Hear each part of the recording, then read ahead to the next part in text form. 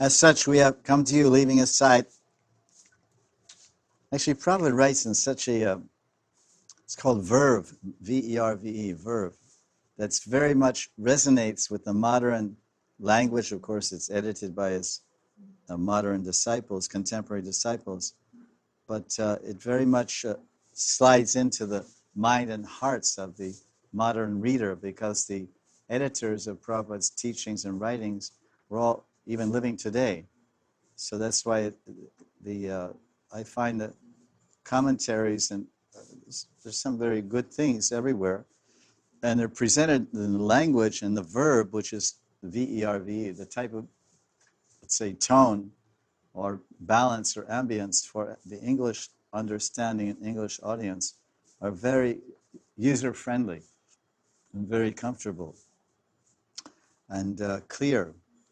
So they're saying, as such, we have come to you, leaving aside all so-called friends, society, and love. So these, you can't imagine Rupa Goswami writing like this, or this type of style. Because we use terms like that. I thought it was your friend. Oh yeah, he was a so-called friend, or whatever. And that's how the same term is used. Abhimanyu, in Prabhupada's books, Abhimanyu, the so-called husband of Radharani. So we left all that. We become now you have become our enjoyer. So let us, it's so nice, a lot of Christian terms. Let us be everlastingly enjoyed by you. That's really beautiful. The gopis are saying, oh Krishna, we left everything. So we're supposed to attain gopi bhav. We're supposed to become gopis. At least that's the idea.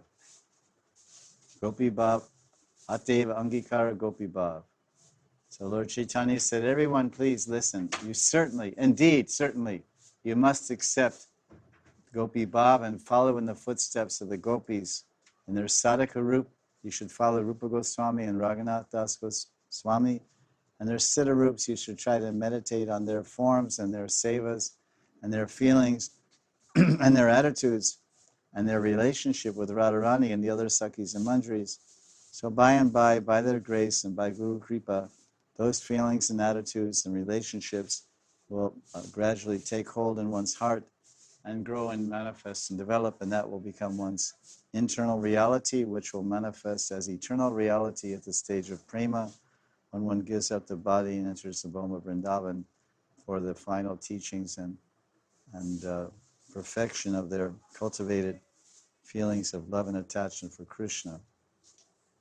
So the gopis are showing the standard. This is the standard bearer, the standard of how to be a gopi. They left aside all so-called friends, society, and love and ran to Krishna. So imagine, this is what it takes to be a gopi.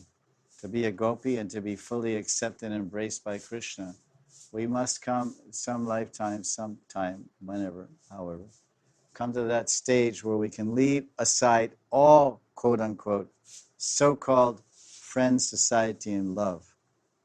And Krishna will be our complete enjoyer. No one else will enjoy us, and we will not enjoy anyone else.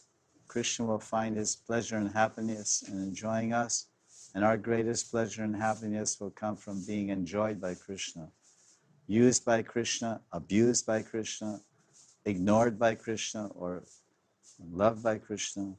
The gopis are warning, oh, do you know who you're going to love? You're trying to love a very unpredictable person. And you're trying to love any woman, she wants to marry a husband who's faithful, dependable. And Krishna's not faithful. He's not dependable. And